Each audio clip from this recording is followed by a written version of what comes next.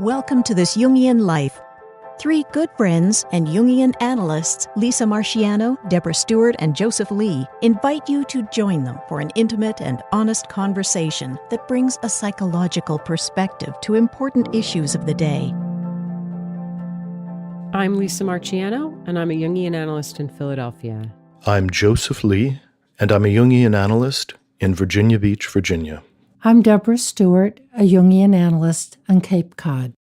On today's episode, we wanted to address the requests that have come to us from many listeners that we talk a little bit more about what the process of analysis is like from the standpoint of the analyst.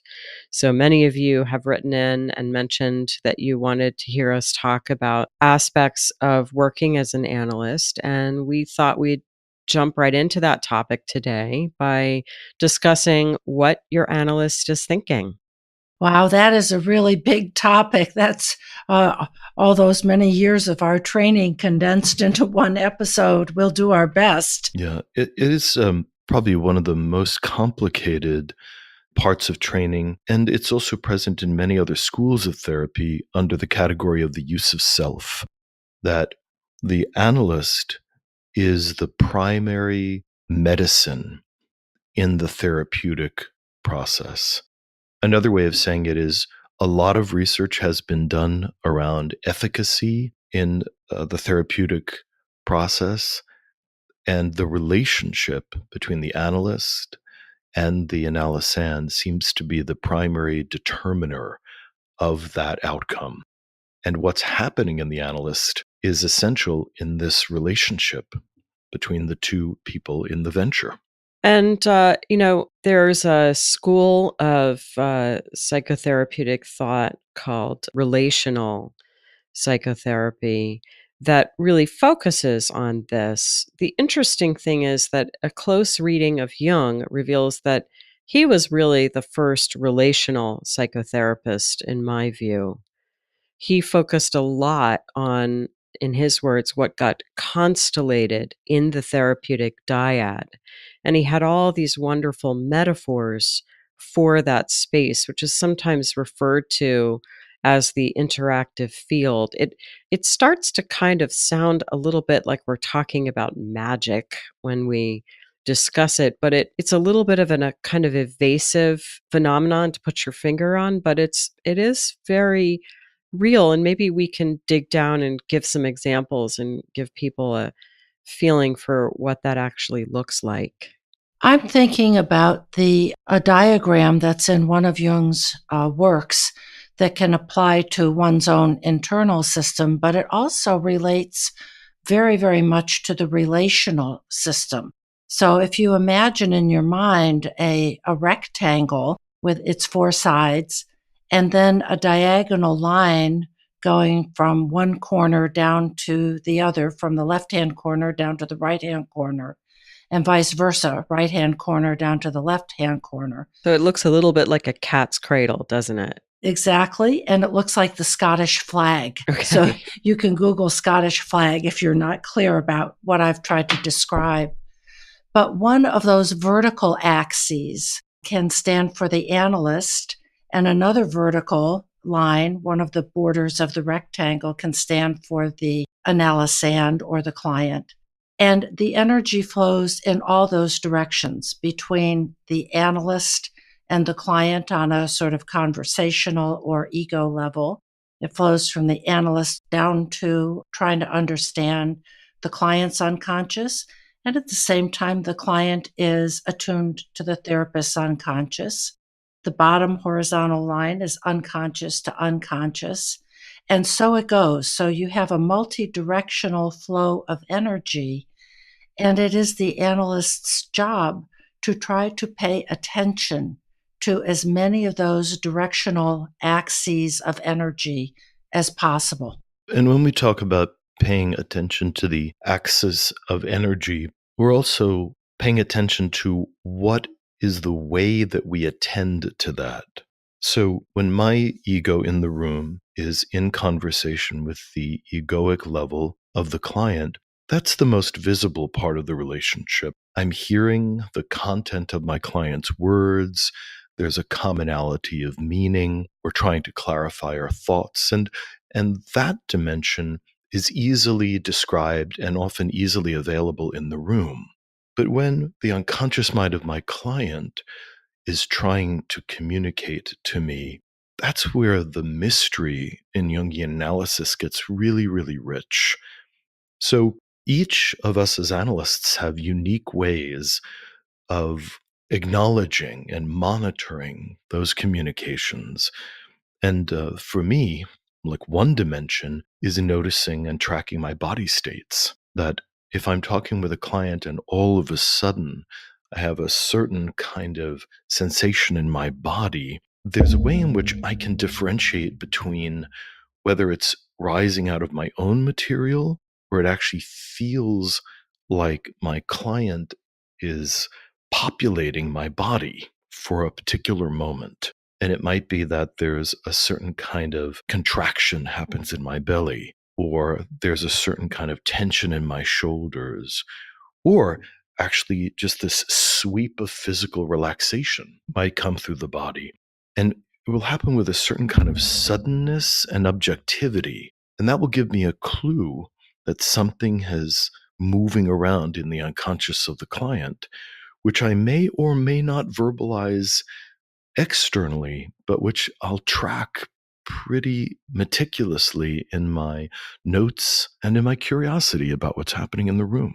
Yeah, and you can even sort of speak from that place. I mean, I was sitting with someone just yesterday, as a matter of fact, and something she was saying, some of the kind of content, I became aware of like a real sort of anxious feeling in my stomach, like a sort of nervousness in my stomach. And it wasn't the content, wasn't particularly frightening.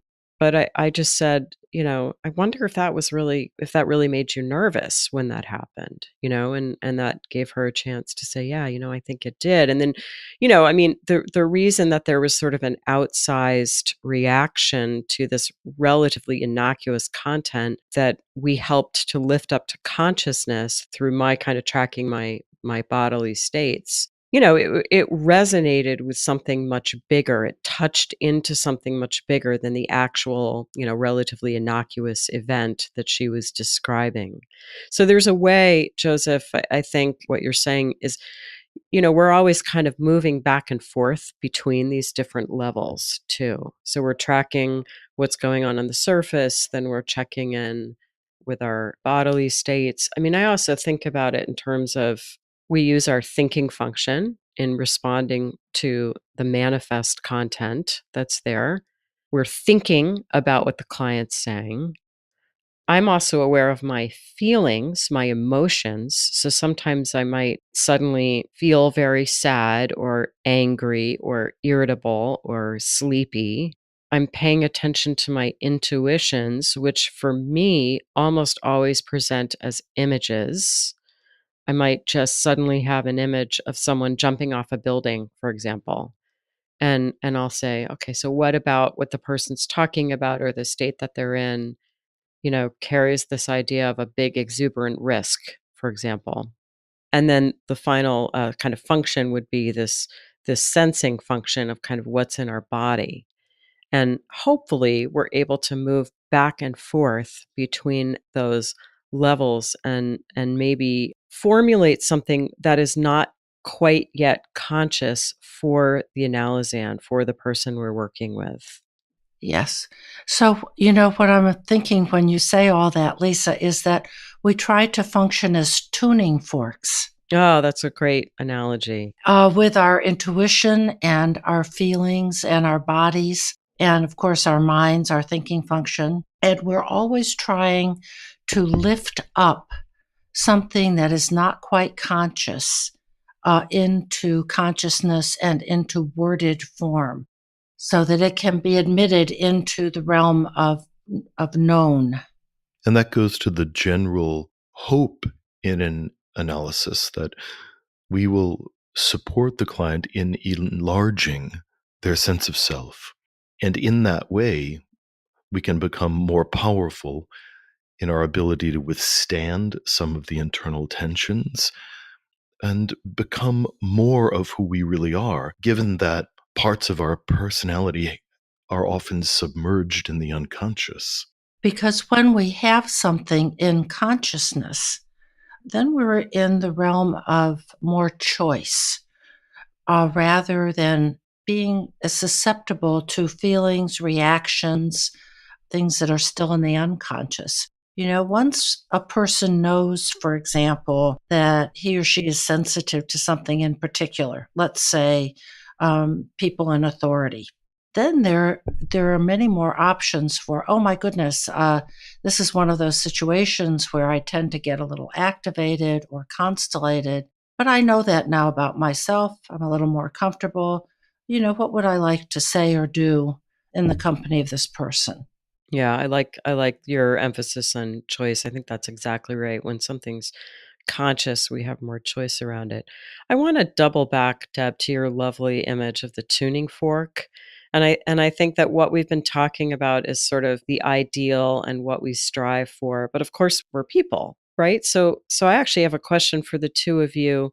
Do you ever find that sometimes you're sitting with someone and you can't access much in the way of intuition? Does that ever happen to you? And particularly, we're talking about the intuitive function. I mean, we might be able to access something in our thinking function, Right. but particularly in that intuitional Yep. realm. That's what I'm curious if that's ever happened to you. I'm really sitting with that, Lisa, and waiting for something to kind of come up. So it's happening right now, Deb? Yeah, thanks for that, Lisa.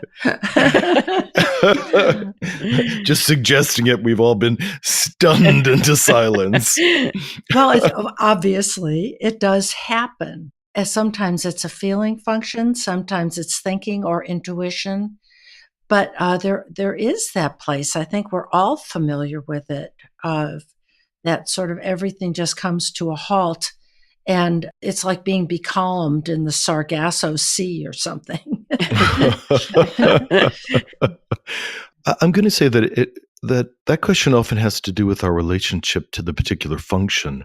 I mean, I'm really an extroverted intuitive. So I have to say that I don't find that I lose touch with intuition. I think I am more likely to lose touch with feeling function before I'll lose touch with intuition. But I think that has a lot to do with typology.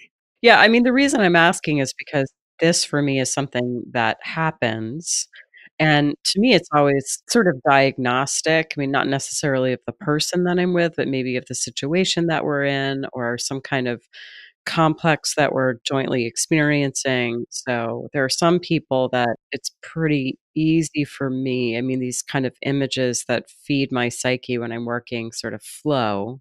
And then there's other people where that very rarely happens. And then I'm back on my heel a little bit because then I'm maybe more focusing on my thinking function, which is just never feels quite as pinpoint accurate as intuition. But I always get curious about that when that happens because I think it often happens for me with someone who perhaps has a sense of inadequacy about him or herself. And then I think that kind of triggers my own kind of inadequacy complex and there we are, it's interesting. So I'm certainly aware of we're always in sort of different places with all of this stuff, right? It doesn't work like a machine. Sure, but I'm also thinking about the delicacy between something that the analyst becomes aware of. So let's say something constellates in my intuition or my feeling or my body, and then I try to shape that in a way that I hope will be helpful, and then we share that with the analysand. Depending on how the analysand makes use of it, can either reinforce the linking process between us, but sometimes because our clients are very ambivalent about connecting to their own unconscious, they can frankly attack the linking function. They can either dismiss it or devalue it or become angry about the information.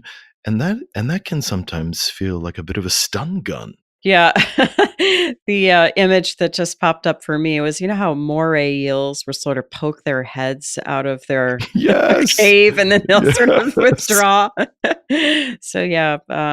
So what you're saying is my inability to access my intuition might be sort of a field phenomenon related to a client's defensiveness against making contact with the unconscious. It's possible. Yeah. It's possible. But this is part of the job of the analyst to reflect on, what's going on right now? And what is called transference or the transferential field, that diagram that I rather laboriously described a little earlier. Is it between me and me? Is it between me and the client? Is it my thinking function, his or her intuitive, or is it a defense? I'm sitting there kind of wondering about what is this about? And if there's a real sudden silence in the room, I will often invite my client to say, let's get curious about this.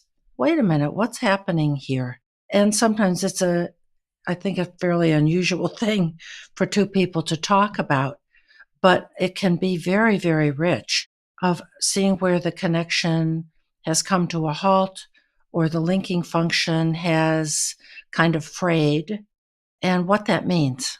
And it's really a very precious opportunity because when we're moving through the outer world, we are having a tremendous effect on the people around us. At work, at home, our lovers, our partners, all of these relationships are responding to us, and people rarely give us any feedback about what we're constellating in other people around us. And that's gold. That is an incredibly important thing. And it answers so many mysterious questions for people, particularly who don't feel like they are being welcomed into the world. Yeah, someone who kind of moves through the world in a way that seems to always create chaos or problems or animosity.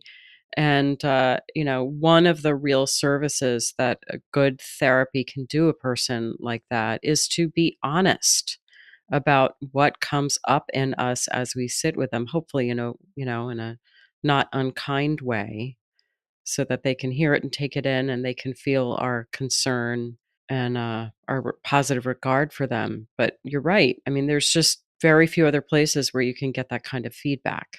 I agree with you, Lisa. So well said about honesty, I think, is one of the cornerstones. And I think safety is another. And they're not at all in opposition to one another.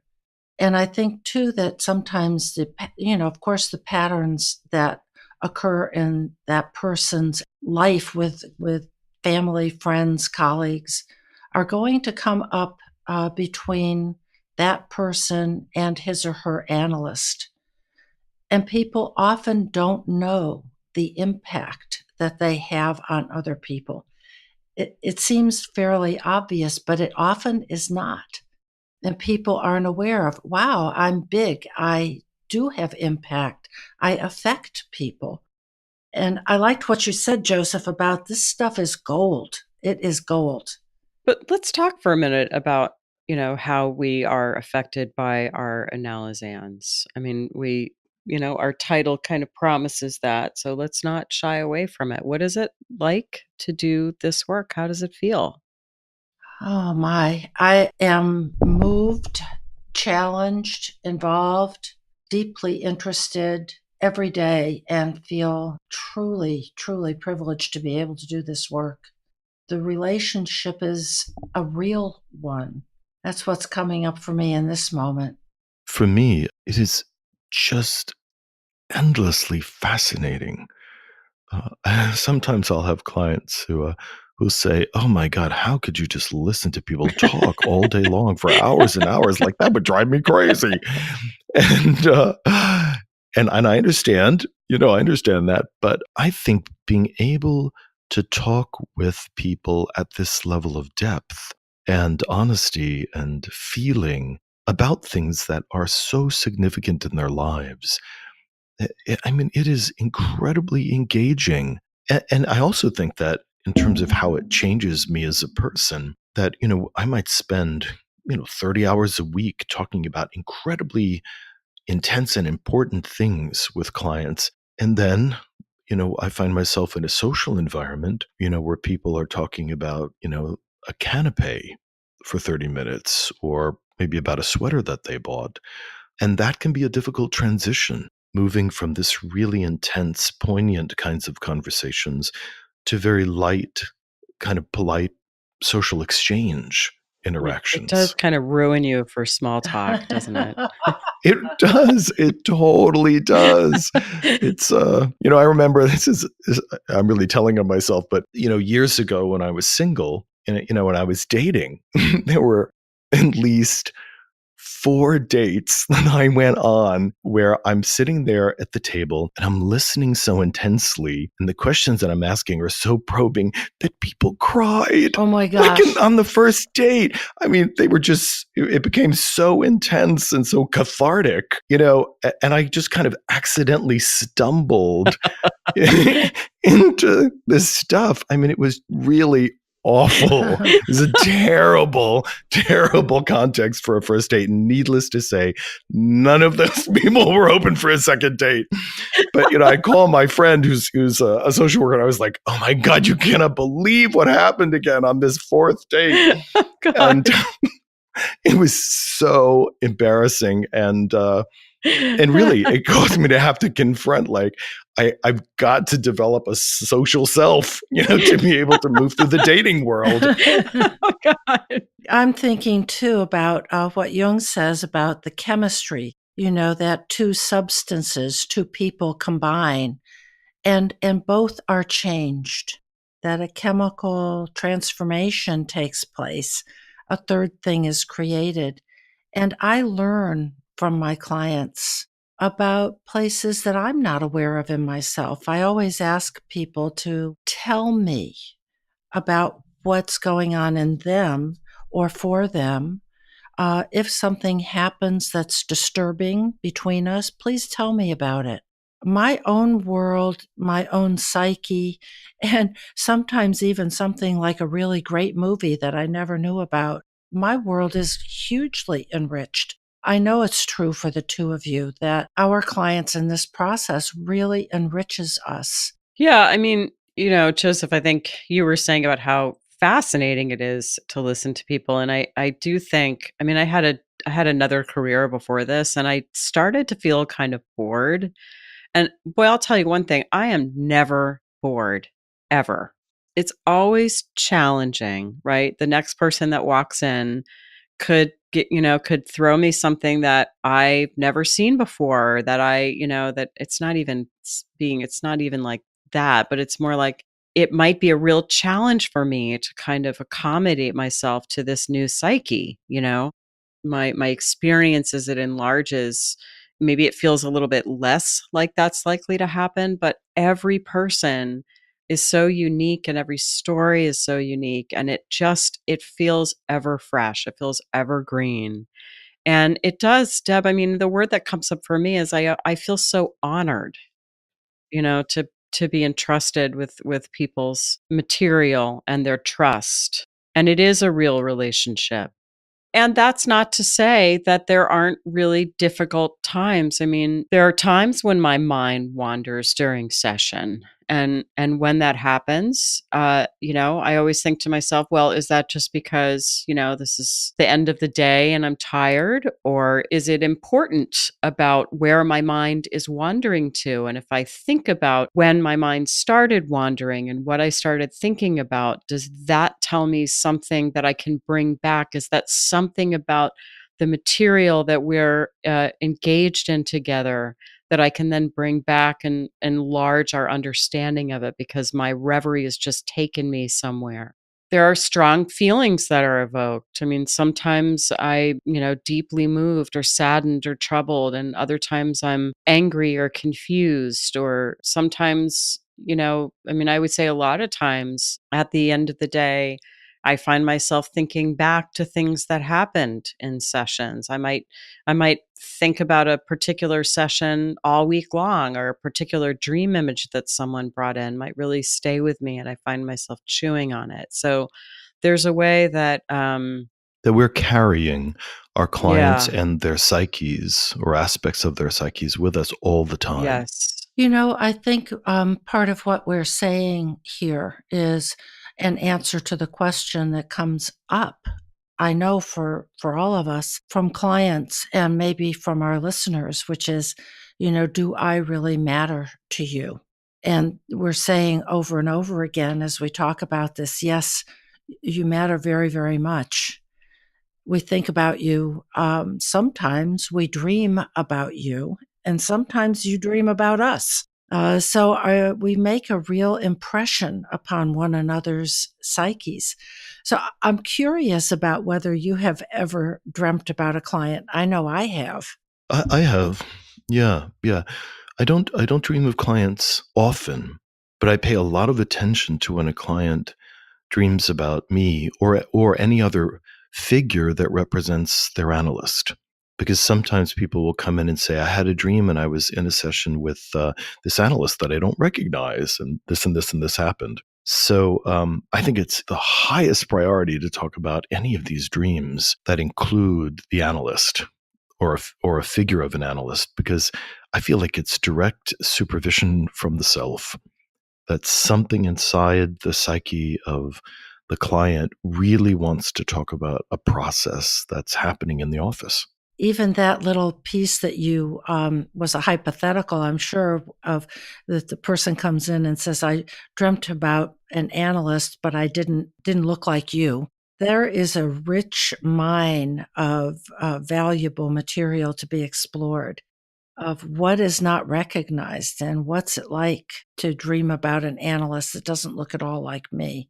Yeah, and I mean, I think it's important, and Joseph, you were implying this, but I just want to really make it explicit. I mean, sometimes when an analysand dreams about me, well, always I will ask myself, what is that person's psyche? What is the self of that analysand trying to tell me Mm-hmm. that I need to Yes. know? So, I mean, the truth is that we get things wrong all the time. And one of, I think, the really important things in being an analyst is to be able to be open to the fact that we get things wrong all the time, that we don't, there's this whole topic that we could open up in a second about sort of power in the dyad. But we cannot feel like we are infallible. We have to, everything we offer needs to be provisional. And the person we're sitting with has to be able to say, no, that doesn't feel right. And I mean, we do carry authority just simply by virtue of our position. But it's really important to me to kind of monitor that dynamic and not to absolutely reject carrying authority, because I think that there can be a benefit to that. And that's part of the role that we can play.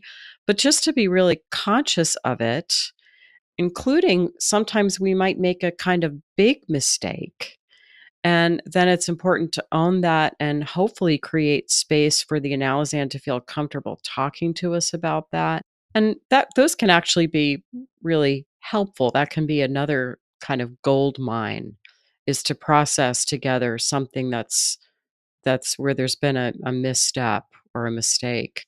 But let's unpack that a little bit. Like when we're talking about a misstep or a mistake, let's think about that more fully. So, for instance, something that could happen in a session is that a client is talking about something. I have a hypothesis about what that might be reflective of in the unconscious. What might an underlying component of that be? I might introduce that as a hypothesis, and then as I and the analysand chew it over, that it proves to not be helpful at all, or perhaps even steer a session into a direction, an alien direction that really leads them away from something deeper that they were trying to get to. So that could be a well-meaning misdirection that's kind of happened in the session. So that's one example, yeah. Mm-hmm. Absolutely. And, hopefully the person can come back next week and say, I was really pissed off when I left here last week because I felt like you hijacked my session or something. And that, our reaction would be, tell me more about that. Right. So, not getting defensive or shutting it down. That's part of the honesty I think that you were talking about, Lisa. Let's be real with one another and that we can find a way to meet and talking those kinds of things over and making a repair of being able to say, wow, I really do hear you. And I really hear that for you, we really went off in a wrong direction can be very important for people who've not had good confrontational encounters with another person.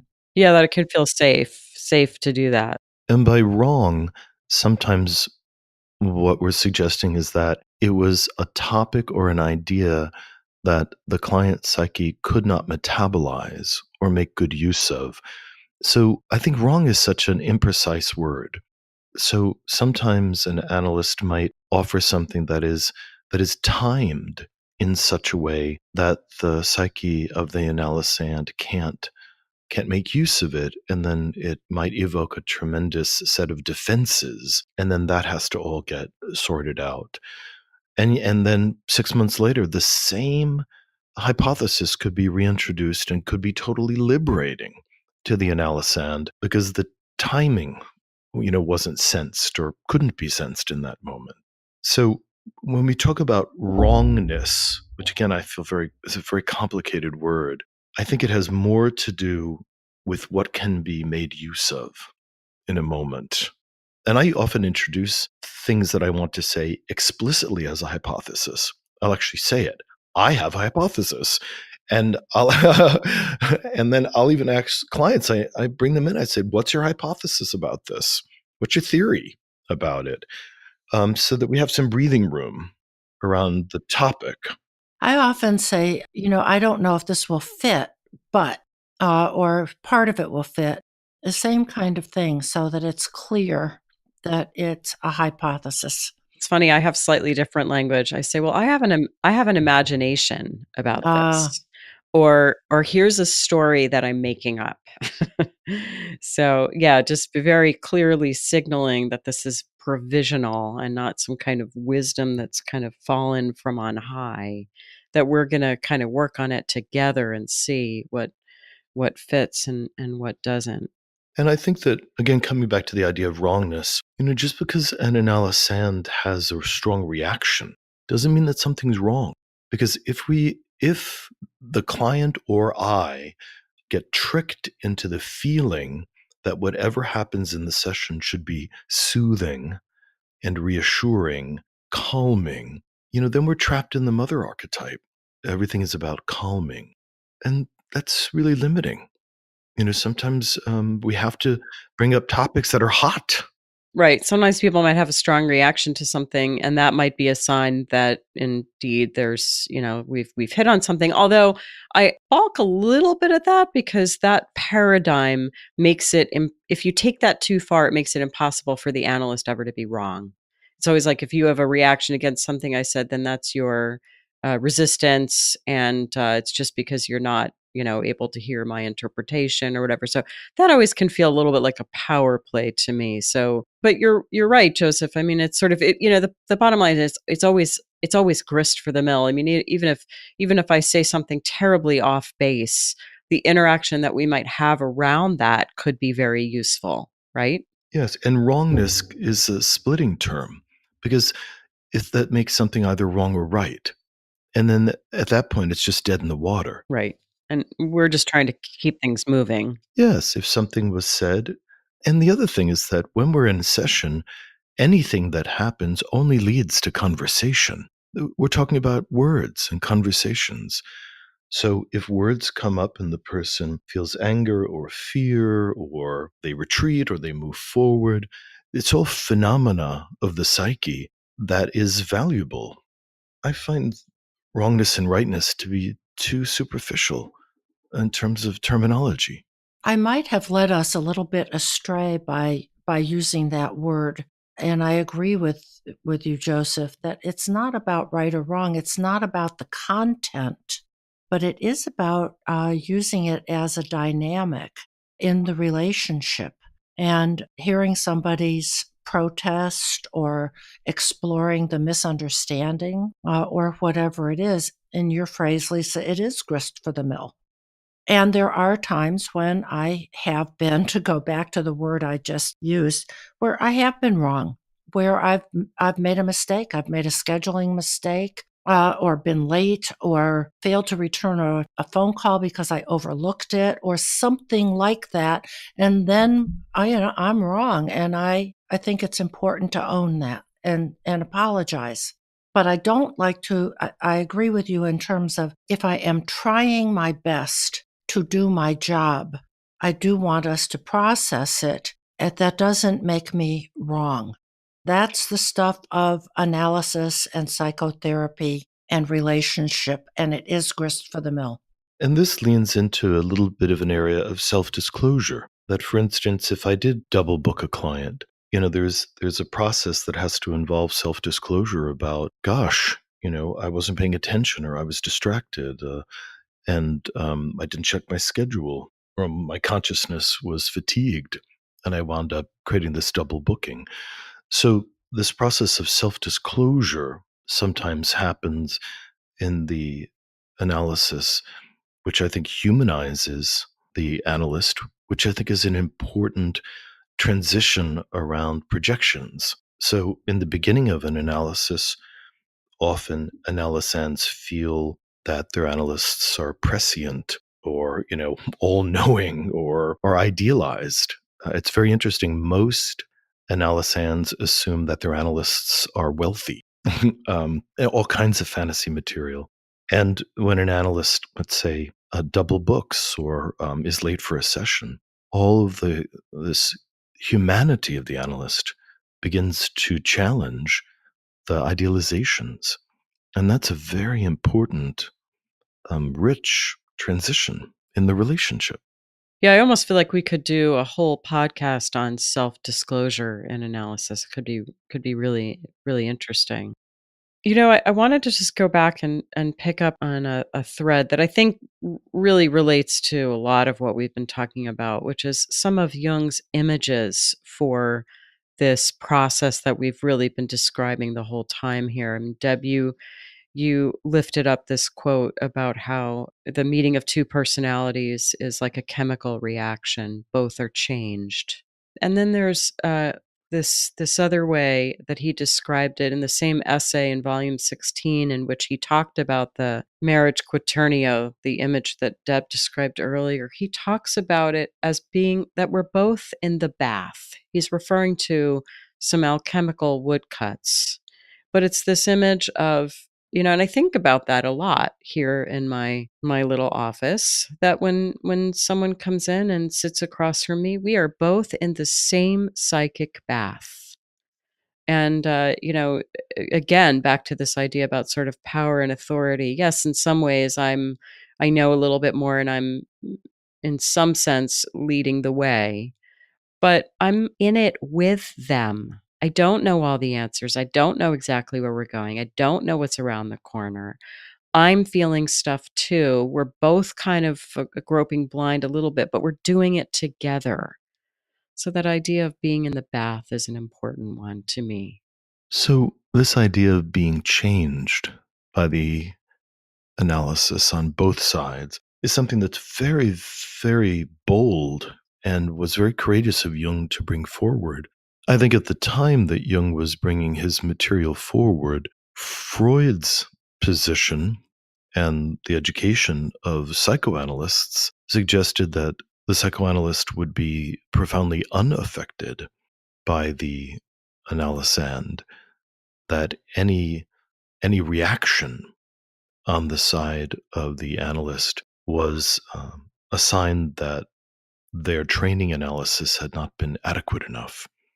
So I'd like us to really come back to a central idea that we were just talking about, that in order for a true healing process to occur in a Jungian paradigm, that both the analyst and the analysand must be deeply affected and participating in some form of a transformation. That I, as the analyst, must feel different at the end of an analysis with a client. And I would say that is true. And when that hasn't happened, I often feel that the analysis has been ended prematurely. I've definitely had clients who, maybe after 10 or 15 sessions have, for one reason or another, said, I've just gotten what I wanted. Thank you very much. It's been lovely. And, kind of signing off from here. And I will often have a tremendous discomfort in my soul, feeling that I'm just weaving into the psychic environment with the client, and that the session has been almost kind of spiritually, violently dismembered, and walk away feeling a certain kind of grief that the work was interrupted for whatever reason, because I don't feel that the mutual transformation has had an opportunity to occur.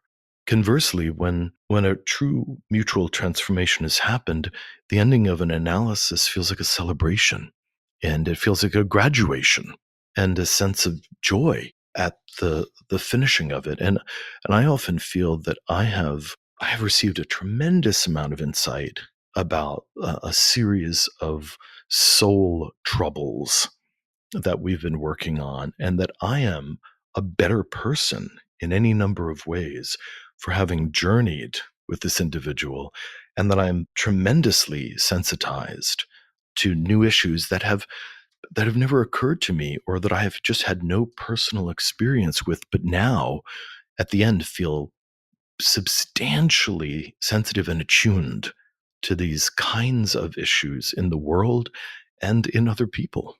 Yeah, that's really lovely. Yeah. I'm thinking about the kinds of experiences I've had that come up for me where I felt really different. And one sort of hybrid example is someone that, was very challenging. And that really touched into a core complex of mine. And I had to sort of figure out what I was going to do with that. And I did figure it out. And that situation, both the fact that I could sort of rise to that challenge, both I think helped the analysis and made it a success, but it also carried over into other parts of my life where that issue that had plagued me before was substantially altered in how I oriented to it and how I handled it. So it really was kind of a graduation for both of us. Yeah, I like your image a lot of graduation and that bittersweet feeling of leaving and the person going on and forward in his or her own life, and my sense of satisfaction and often sorrow of I will miss this person. And I am bigger. I am more whole. I am deeper. I have been affected by sharing that person's life. And our souls have connected in a process that is complete. It's whole making for both of us. And I think that's a process that goes on in us and in everybody, really all our lives. I think if I were to hope that the listeners would come away with some core feelings about the podcast today, is that even though as analysts we have to function within a frame, we do charge money for our services. You come to our office, you have the analytic hour with us, and we might not see you again until the following week. And all of that can create a feeling of formality and distance even. But within that frame, the analyst is deeply, deeply affected by you, deeply connected to what you're experiencing, and profoundly invested. And that may not be obvious from the beginning, but I think all three of us can say with open hearts that we're with you. And that might be a good place to move over to a dream.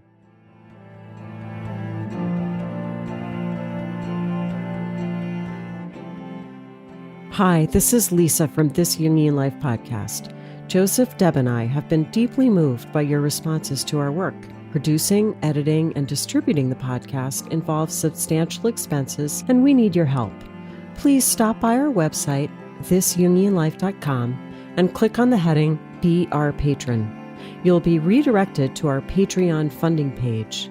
Patreon helps creators connect with people who believe in projects like ours. There, you can sign up with your credit card to support us for as little as $1 a month, and at higher levels of support, we'll provide special episodes, behind-the-scenes photos and stories, and a chance to join a select pool of listeners for dream interpretations.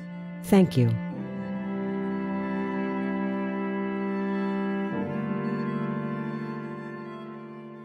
So the dream we have today was sent in by a 41-year-old female who describes herself as a stay-at-home mom.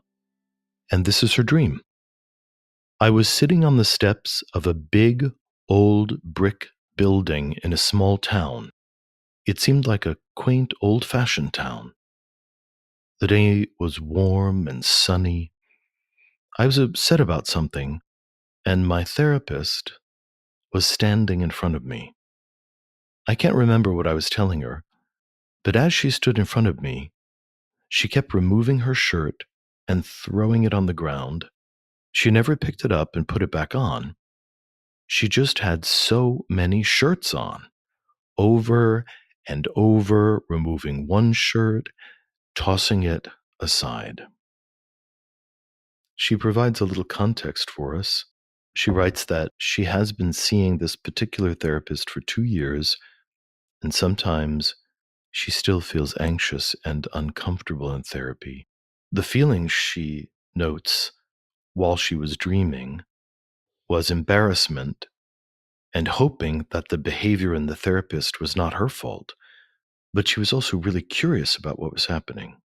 What comes up for me immediately, my first association is a fairy tale called Bartholomew and the 500 Hats. And in this tale, the king is going by in his carriage and people are wearing hats. And as the king goes by, everyone is supposed to take their hat off as a sign of respect for the king. And Bartholomew takes his hat off, but another hat instantly appears. And he takes that hat off and another hat instantly appears. And it goes on. And the king is rather irate at this disrespectful young man who's trying his best to be respectful. And as he gets toward the 500 hats, the hats become bigger and fancier and more ornate. That's what came up for me in the context of this dream, was taking shirt after shirt after shirt off, and the feeling of this therapist having so many shirts on. First of all, I want to say that, so this morning when we were getting ready to record this, I thought of this topic and I thought, I think I'll suggest that we talk about that. And then I went to pick the dreams, and this was the first dream that my computer opened up to.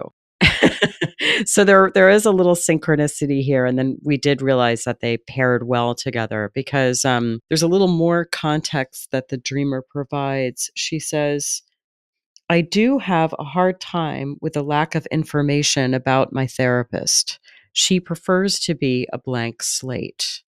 So I think if we think back to what we were talking about before, about this process of sort of being open to being affected by our clients and kind of monitoring all of those flows of energy and information and exchange in that Scottish flag marriage quaternio image that we talked about earlier, it's almost like I wonder what's not happening in this therapy. That this would be a good if someone brought this dream to me, if one of my analysans brought this dream to me, I would certainly see this as supervision from the self, that there is some way in which perhaps I was defended against my analysan's psyche. And, one of the things to wonder about with clothing in a dream is clothing can often be associated with persona.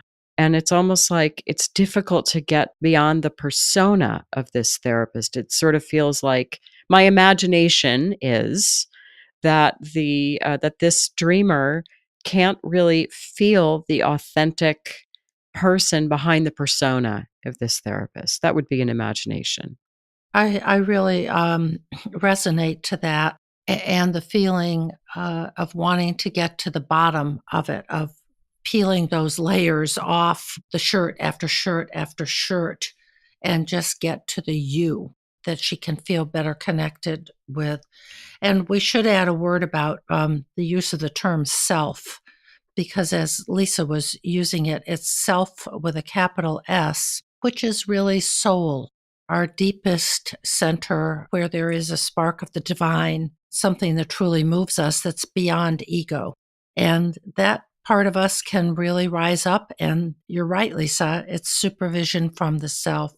Something big is going on and time to pay attention.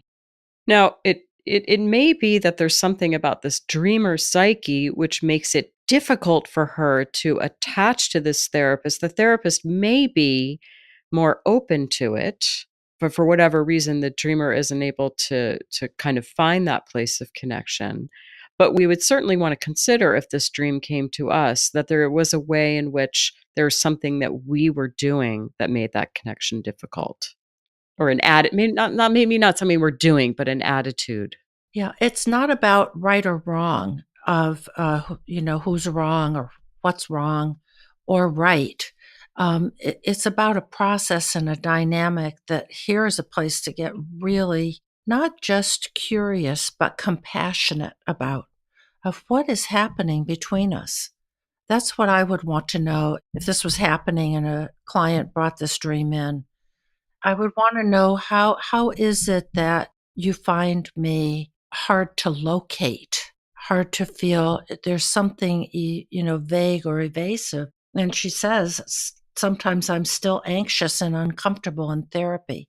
I'd like to put the onus and the focus a little bit back on the dreamer. Although I have to say that when people dream and there is a person in the dream that they know well, Jung would be curious if the unconscious is really talking about the discrete outer relationship.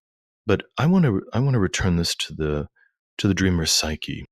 She's been in therapy for 2 years, and she's still anxious and uncomfortable in therapy.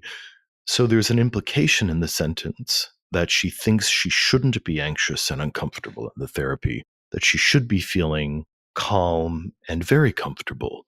So there's something about expectations there that I'm curious about. And I'm very curious about the fact that she felt embarrassed and hoped that the therapist's behavior was not her fault. So I just want to lean into that.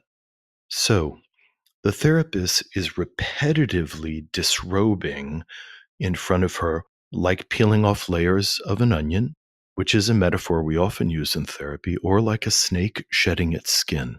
And the therapist is working really, really hard, and she's just watching. So as the therapist is working hard and progressively peeling layers off, and that creates a feeling of embarrassment in the client, I wonder how tolerant she is for the analyst's disclosures or disrobing in front of her. And is her embarrassment or shyness about seeing the therapist reveal layers underneath actually part of the anxiety and discomfort? How much does she really want to know her therapist? How much is she willing to tolerate of that? And is the therapist in the dream actually demonstrating something which the dreamer herself has to take on? That she needs to quote unquote, metaphorically, disrobe to get into the bath.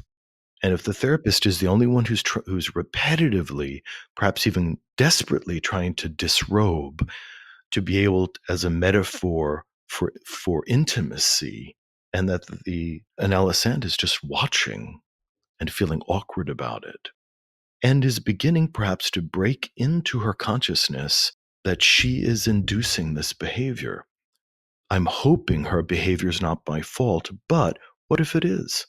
I think you're making a really important point, which is how much of this relates to the transference or the outer world relationship with the therapist, and how much of this refers to her internal dynamic of a part of her that is a therapist, and that it's hard to get in touch with her inner therapist.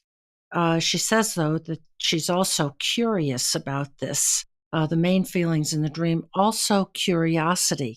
And I think that is a hopeful indicator.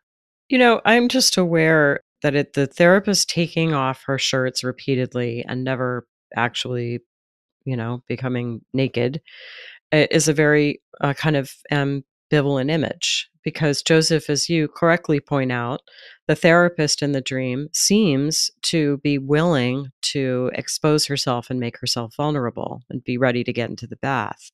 At the same time, it never is efficacious because there's always another shirt there. So it's sort of like which part of that image do we focus on? Do we focus on the willingness to expose or the fact that it never really there's no kind of promise there?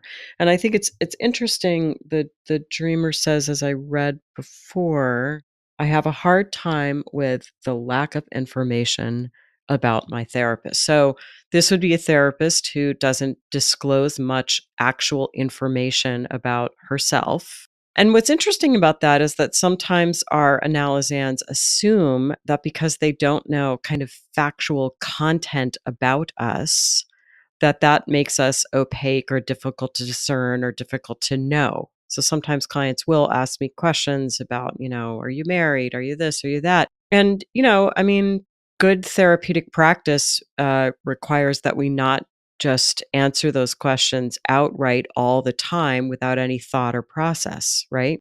But that doesn't mean that we're not available to be known. Again, going back to that marriage quaternio image, my analysans may not know how old I am or, any number of things about me, but that doesn't mean that I don't want to be present in the room in a way that I am knowable in some essential way.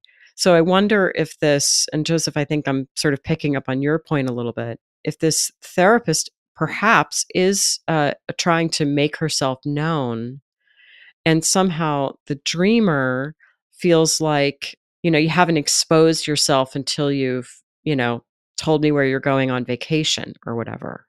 Right. What does she consider a self revelatory comment? Because as you said, Lisa, we're in session, we might say this, to an analysand, oh, you're making me feel this way, or, this is what's happening in my imagination as you're sharing this information. And all of that's actually very intimate and more intimate than often the kinds of feedback we get from people in our lives. What the dynamic says to me in the dream, internally between the dreamer and another part of the dreamer, and maybe in the relational context with her therapist, is that there's frustration, like Bartholomew in the little story of no matter what happens, shirt after shirt, contact does not get made. And you mentioned a snake shedding its skin, Joseph, and there's another fairy tale called Prince Lindworm, where skin after this prince, who is a giant serpent, has to shed skin after skin after skin until he is finally raw and naked and can then be embraced and known and transformed. So there's an archetypal core very present in this dream of what is needed to establish connection, contact, and maybe some kind of real acceptance or attachment. I want to go back to the setting and the exposition of the dream. So it starts where she's on the steps of a big old brick building in a small town, and the town seems quaint and old fashioned, and it's warm and sunny. So we have this sort of pleasant, appealing, there's nothing that's sort of challenging about it. And then she says, I'm upset about something, and my therapist is standing in front of me. So then there's sort of a shift because there's a feeling of upset. And then it's like when I'm upset, then the therapist starts this somewhat crazy behavior of taking off these shirts.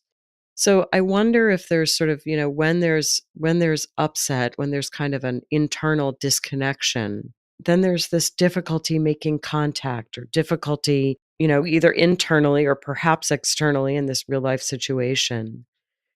There's some kind of shift that happens then. I'm just drinking that in. Where my imagination goes, Lisa, is if I were to step back and imagine that the analysand is a child and the therapist was her mother. And so she comes and she's upset. It's old-fashioned. It's back in the past. It's quaint. She's upset and she wants something from the parental figure, from the mother, and perhaps is talking about her distress. But we can imagine perhaps the taking off of the shirt is maybe a refusal to mirror, a refusal to be made dirty or to be impressed by the content that the speaker has. And in that way, the trouble with the analyst being a blank slate could be that the dreamer really wants a mother figure in the analysis, and that's being frustrated. If we step away from any rightness or wrongness, but look at a possible telos, is that the dreamer might realize that when she's upset, she comes into relationships and really demands a kind of empathic mothering from people and feels anxious and perhaps even embarrassed when that doesn't happen, and doesn't feel that she has an array of options when she's upset, which might perhaps not involve another person. So, where I go, building upon what you've said, Joseph, is in both of the tales that I offered, there's an element of narcissism. Bartholomew is perceived, as he takes hat after hat off, basically as being narcissistic before the superior of the king. And in the Prince Lindworm story, what has to be penetrated is the snake's narcissism as he sheds skin after skin. So I think I might wonder about whether this dreamer has been affected by people that won't or can't connect with her when she's upset because they're preoccupied with themselves, and whether she might be kind of projecting that onto her therapist and how it might exist as an internal dynamic as well. Yeah, I'm thinking that there's probably a lot of ambivalence about connecting and being vulnerable, because I rather imagine that in the dream, for example, she both, would like for the therapist to actually lose her shirt, that would be some sort of fitting finish to this sequence, but also would be embarrassed or anxious were that to happen. So if I were working with the streamer, I might say, well, what would happen if the next shirt the therapist took off, that I took off, I was standing there naked? What would that be like? I might sort of try to imagine our way into that, because I think it's probably, and I think, Deb, this touches into what you were saying, both longed for and defended against. Yes, I think analysts are very ambivalent when their analysts show a tremendous amount of themselves in the session. And this is part of the kind of current feeling that self-disclosure should be managed very carefully. That if the therapist were to take herself down to her naked torso, then the content of the naked torso has to be managed by the client. And then that becomes something that now lives in the therapeutic relationship. And so people long for that, but then they can be burdened by it. Where I'm landing with this dream at the end, with us having walked around it now, is I do think there's information here for the dreamer about her psyche and about how she manages intimacy and connection. But I'm still with, and this is happening in a particularly acute way in the therapy, I imagine. And it's a dynamic, and the therapist is part of it too. So it would be a good dream to take back to the therapist and discuss. Absolutely. You've been listening to This Jungian Life. From our website, thisjungianlife.com, you can follow us on Twitter, like us on Facebook, help us produce future episodes by funding us through Patreon, and submit your dreams for possible interpretation on another episode. We'd like to thank our listener who shared a dream for today's show, and hope you'll let us know what topics you'd enjoy hearing more about. Until next time, keep living this Jungian life.